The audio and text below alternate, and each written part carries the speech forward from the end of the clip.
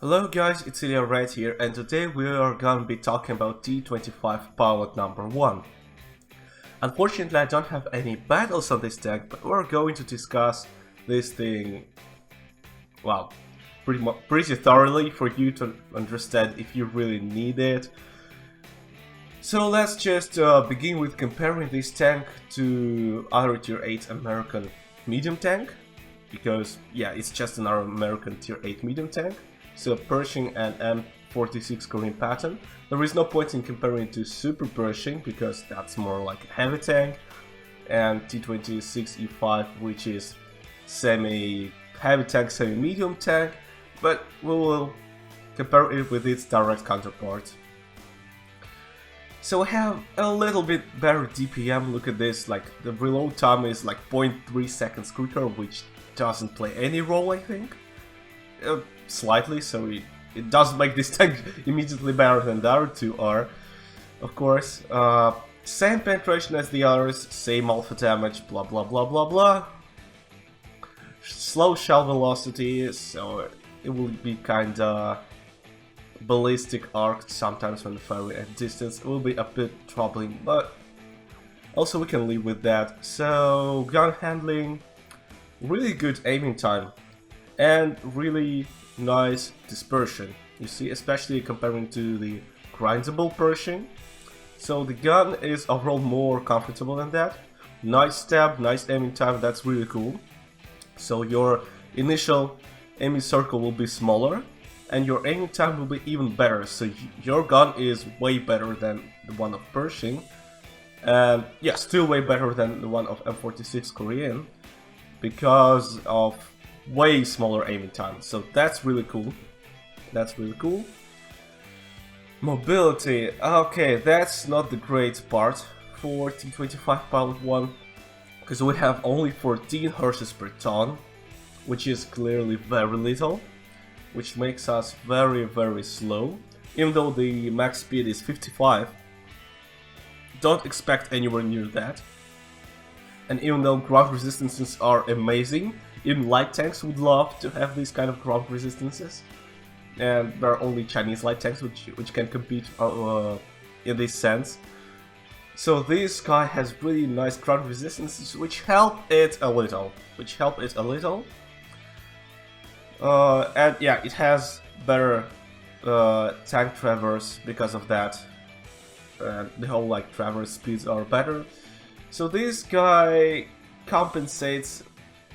Well, not too great, but still compensates somehow. It's 14 horses per ton.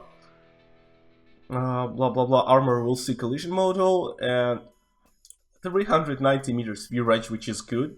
Typical American nice view range. Actually, the same as the Super Pershings, and I don't remember what T26 E5 has, but anyway, it's good for tier 8 medium tank.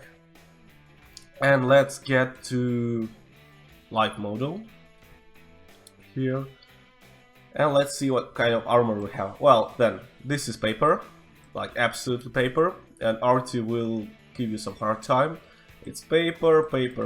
I'm leaving the front for the very last moment on purpose, so nothing interesting here.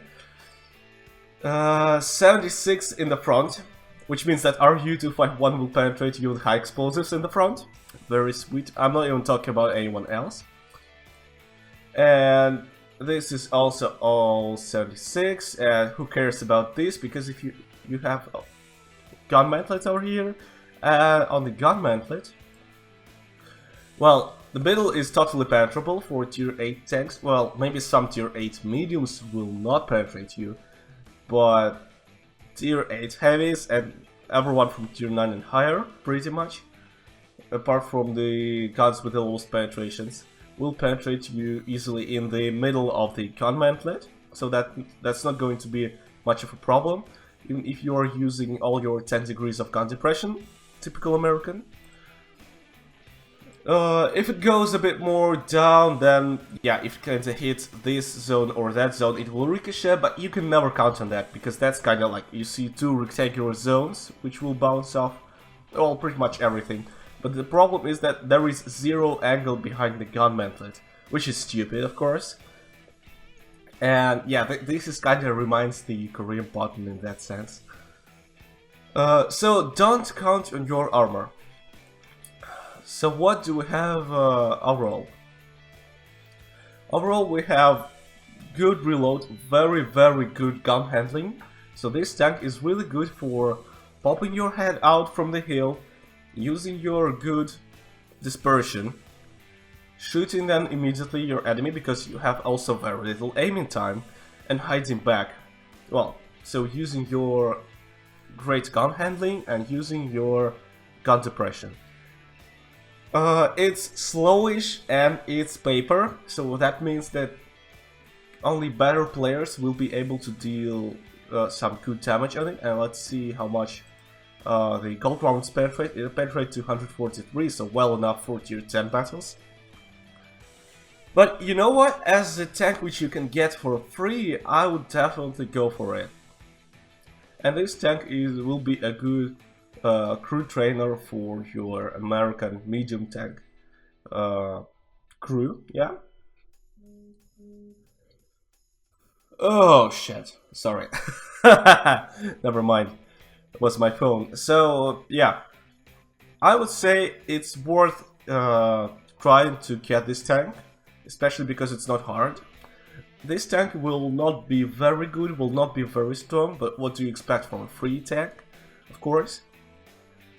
But anyway, you can use this tank maybe to sell it in trade-in, so where you can exchange this tank for a better tank. This thing will be introduced soon.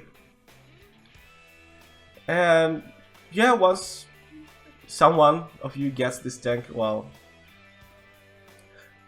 give it a try, but don't expect anything much from it. That's pretty much everything I wanted to say about it. Stay tuned to this channel and like the video, because I was the quickest to make such a review for you. Maybe not the quickest, of course, but I was doing my best, okay? So, goodbye.